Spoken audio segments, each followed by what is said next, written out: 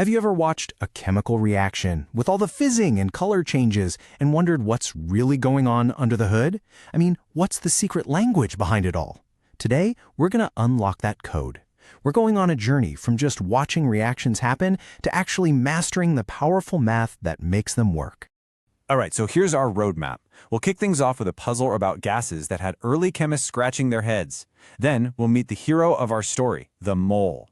After that, we'll build a toolkit to use it, put on our detective hats to decode a chemical's true identity, and finally become master chefs by learning all about chemical recipes. Let's get started. So our story starts way back in the early 1800s. Scientists were trying to figure out the fundamental rules of chemistry. And you know where they found their first huge clue? Not in some fancy solid or liquid, but in the air itself, just by carefully measuring the volumes of gases as they reacted. Okay, so in 1805, a guy named Joseph Gay-Lussac had this major breakthrough. He noticed something really strange. Gases didn't just combine in random, messy amounts. Nope. It was always in these simple, clean, whole number ratios. It was a massive clue, right? It was almost like the tiny gas particles were following a secret set of rules that no one had seen before. And you can see it perfectly right here in the recipe for ammonia. Nature doesn't mess around with fractions. It's always a perfect ratio. 1 part nitrogen plus 3 parts hydrogen gives you exactly 2 parts of ammonia. That super clean 1:3:2 ratio was basically screaming that matter had to be made of individual, countable little things. Then, just a few years later, Avogadro had this absolute flash of genius that connected all the dots. He came up with this law, and trust me, it's a cornerstone of chemistry. He basically said, look, forget what the gas is, could be hydrogen, could be oxygen, doesn't matter. If you've got the same volume of it at the same temperature and pressure, you've got the exact same number of molecules. And this idea was a total game changer. It means a liter of hydrogen has the same number of molecules as a liter of oxygen or nitrogen. So why is that so important? Well, it means that 1:3:2 volume ratio we just saw. That wasn't just about volume anymore. It was the exact ratio of the molecules themselves. Everything was connected. And Avogadro's law wasn't just some neat theory. It was like a master key that unlocks so much more. It let chemists figure out the atomicity of gases, basically realizing that elements like oxygen and hydrogen travel in pairs, as O2 and H2. It also finally explained why Gay-Lussac's law worked in the first place, and it started building these crucial bridges between a gas's mass, its volume, and its density.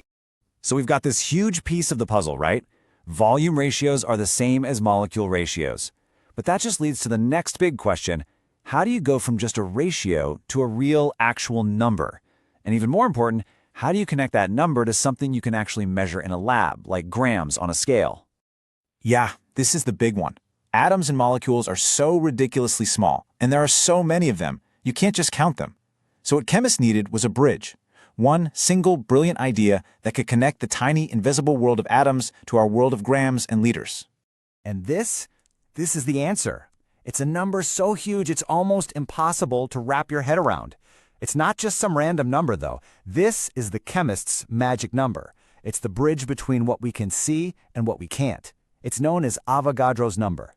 And this massive number defines the idea of the mole. Now, don't let the name scare you. A mole is just a word for a specific quantity, just like a dozen means 12. A mole just happens to be a much, much bigger quantity.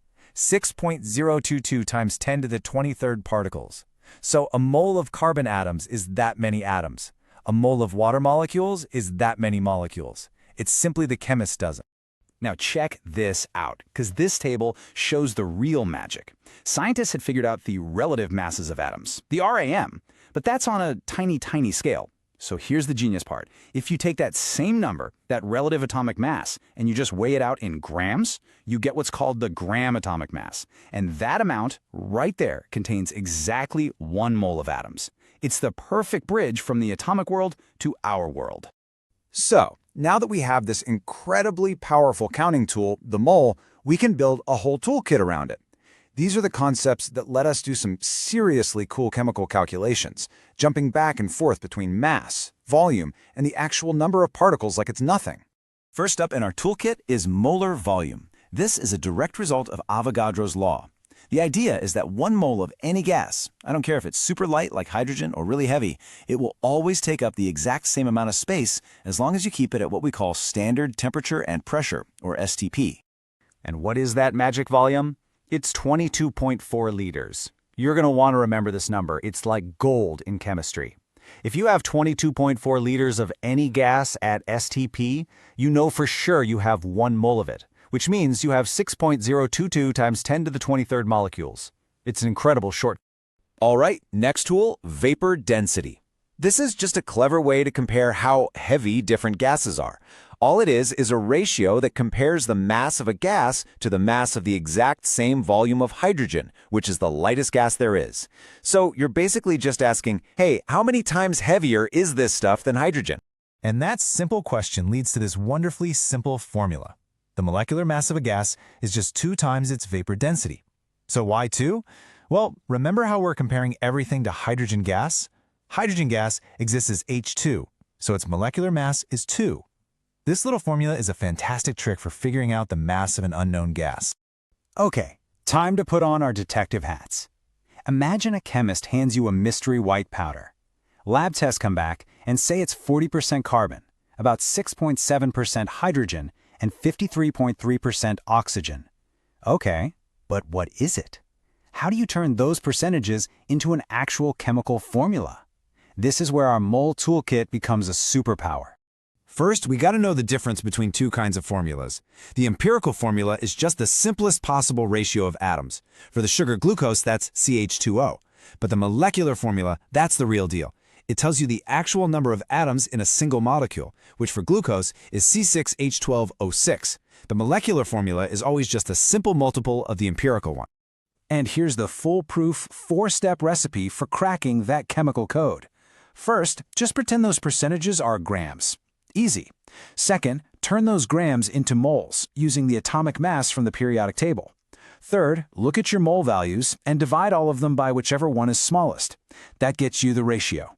And finally, if you've got decimals, just multiply everything by 2 or 3 to make them nice whole numbers.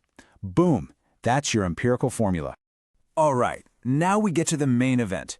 We've learned how to count atoms, we've learned how to decode formulas. Now let's put it all together to predict exactly what's going to happen in a chemical reaction. Welcome to the world of stoichiometry. I know, stoichiometry is a mouthful, but the idea is actually super simple. It's just the chemistry of recipes. A balanced chemical equation isn't just a sentence, it's a precise recipe that tells you the exact amounts of your ingredients, the reactants, and exactly how much stuff you're going to make, the products. Just look at how much information is packed into one balanced equation. Those big numbers in front of the chemicals, the coefficients, that's not just counting molecules, that is the mole ratio. It is the heart of the recipe. And since we know how to turn moles into grams and moles into liters of gas, that one line of text lets you do incredible things, like calculate exactly how much of a reactant you need or predict exactly how much product you're going to get. So, there you have it. We went from just watching gases combine to discovering the mole, this universal counting number, and finally to stoichiometry, the ultimate chemical recipe book. We've seen how a few simple rules give us the power to measure, predict, and control the world on a molecular level. We've unlocked the code. So the only question left is, now that you know the recipe, what will you create?